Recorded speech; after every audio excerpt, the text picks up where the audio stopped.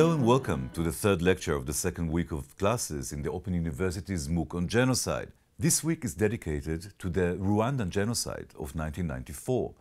Today's lecture will focus on the independent government in Rwanda between 1962 and 1994, from the first day of independence to the outbreak of the genocide between April and June of 1994.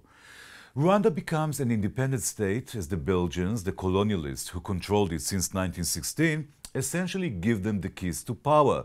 This is preceded by some intense debates and difficult deliberation over which ethnic or racial group is supposed to take Belgium's place in power in 1962.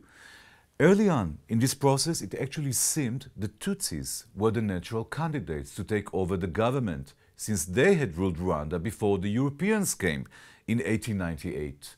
What's more natural than giving back the power to those who were stripped from it? However, in the late 50s and early 60s, both Belgian public opinion and worldwide public opinion, for the most part, start changing course, recognizing the value of democratization. And since the Hutu group is the clear majority in Rwanda at the time, ultimately the decision tilts toward the other side, and finally the Belgians give the power in an orderly manner to the Hutus, the majority group in the country. This is the actual application, the notion that in a democracy the majority is supposed to govern. However, part of the concept of democracy, as you surely know, is that the majority group must also protect the rights of minority groups. That's not the case in Rwanda from the moment it becomes an independent state. Already in 1962, when Rwanda gains independence and the Hutus become the rulers, we see a rapid and complete exclusion of the Tutsi minority group from all the positions they held in the past. The Tutsis are removed from the army, which becomes a purely Hutu body. The Tutsis are forbidden from holding any diplomatic or political position. Within a very short time, we see the Tutsis become a persecuted minority group in Rwanda. Perhaps the best illustration of this point is the fact that already between 1962 and 1964, the first 2 years of Rwanda's independence, we see a series of real pogroms, riots against the Tutsis throughout Rwanda, though mainly in the north.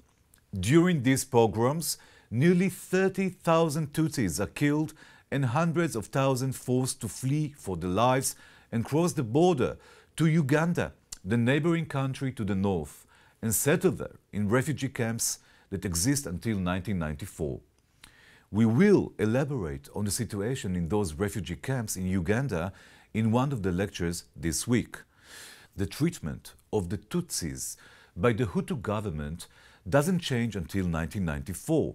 We see alternate waves of deterioration and improvement, but if we're looking for a general headline for the entire 32-year period between 1962 and 1994, it would be the ongoing exclusion against the Tutsis as they face waves of pogroms, the constant escape of many Tutsi men and women across Rwanda's border, and the settlement in refugee camps built for them in several different countries bordering with Rwanda, especially the state of Uganda near its northern region. The initial period of Rwandan independence ends in 1973.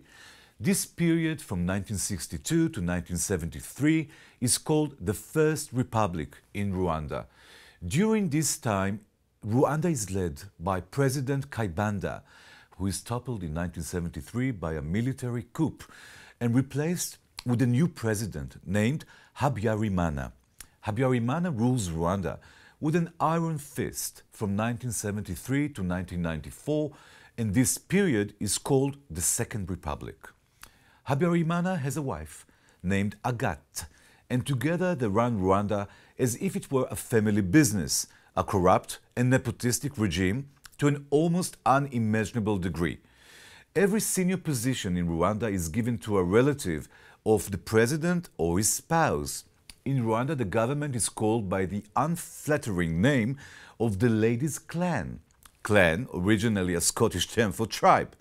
Lady Agathe, the First Lady, President Habyarimana's wife. This illustrates the extent of the nepotism in Rwandan regime. The president, his wife, their relatives and associates, they live a great life. They get rich. Their children are sent to study abroad. They play at the Élysée Palace in France, the Rwanda's closest friend during the Second Republic, with the children of the successive French presidents. But the people in Rwanda suffer more and more, becoming increasingly poorer the longer President Habyarimana stays in power. Quite a corrupt regime, and as we know in many corrupt dictatorships, the richer the ruler gets, the poorer the men and women of the people get. Add to that several years of drought, an ongoing economic crisis, and you have an ever-deteriorating situation in Rwanda. Throughout this period of the Second Republic under Habyarimana's rule, we see his government using scapegoating tactics against Tutsis, still living in Rwanda, constantly blaming them for the harsh economic situation and the fact that the good Hutu people don't have food to feed their hungry children. The Tutsi suffer from several other things that we defined as preconditions for genocide last week. Perhaps I will illustrate with a couple of examples. We talked about the concept we researchers called dehumanization, the negation of the humanity of a particular group. For many years before the 1994 genocide, we see Rwandan society under Habyarimana taking a more extreme attitude towards the Tutsi. This is apparent not only in the political landscape or statements by politicians, but also in the academic field, in statements by university professors, the media, on the radio, in newspapers. In every platform we see the attitude towards the Tutsis becoming increasingly negative, including sweeping accusations not only for then harsh economic situation, but for a variety of things, labeling the Tutsis as traitors and people that can't be trusted. We see that over many years, Hutu men are warned not to take Tutsi women, certainly not as wives, nor concubines, nor secretaries. Eventually, one of the common names the Hutus call the Tutsis is cockroaches. For many years, we hear this phrase becoming more and more common. During the genocide itself, between April and June of 1994, the Tutsis are frequently called cockroaches by the majority Hutu group, the murderers. We discussed other subjects like demonization, that is, tainting an entire community, the Tutsi minority group. We see how this works in Rwanda under the Hutu rule. Ongoing heavy accusations against the Tutsis, holding them responsible for all of Rwanda's troubles, in terms of politics, economics, the drought, you name it. In the early 90s, we see an interesting shift taking place in Rwanda as global geopolitics undergo serious shocks and turmoil after the fall of the Soviet Union in 1991. We won't get into an in-depth analysis of this point, but one of the consequences of the collapse of the USSR is that Habyarimana, president of Rwanda, seeks financial help from Western and international agencies to heal his country's failing economy, since he understands that things are going bad. One thing that usually goes hand in hand with financial aid from bodies such as the IMF, the World Bank, various UN organizations, and even superpowers like the United States, for example, is the demand for a democratization process in the country, asking for Western aid. And indeed, in the early 90s, we see a tangible democratization process taking place in Rwanda. Suddenly, other parties, including an opposition party, are allowed to partake in political activity. Suddenly, we see a loosening and expansion of freedom of speech in Rwanda, which was previously very problematic, to say the least. It would seem as if things are headed towards a better future, in contrast to the previous situation in Rwanda. During the same period, in neighboring Uganda, to the north of Rwanda, we see the initial activity of a massive organization that purports to represent not only the Tutsis living in refugee camps in Uganda, but the Tutsis wherever they are. The name of this organization is the Rwandan Patriotic Front, the RPF. It's in English because Uganda, where the Tutsi refugees are staying, is a country previously ruled by England, and the spoken language there is English, not French, as in Rwanda. This RPF is led by an interesting and very charismatic person called Paul Kagame, who is actually the current president of Rwanda today. This organization aims to return the Tutsi refugees back to Rwanda and eventually regain its former glory, restore order, and have the Tutsis back in power in Rwanda. At least that's how they are perceived by the Hutus, who rule Rwanda when the RPF starts its activity. The RPF, the Rwandan Patriotic Front, is not only a political body, it is first and foremost a military organization with tens of thousands of skilled warriors who start attacking Rwanda and eventually take over quite a lot of territory in northern Rwanda. The RPF's military attacks from Uganda in the north start troubling the Rwandan government and require a response. Rwanda's army, which is 5,000 soldiers strong in 1991, has to undergo major changes and increase the number of combat troops by tens of thousands. So by 1993, we already see a Rwandan army of tens of thousands fighters, all of the Hutu group, operating mainly in the north of Rwanda against the Tutsi army, the RPF organization, which is also several thousand fighters strong.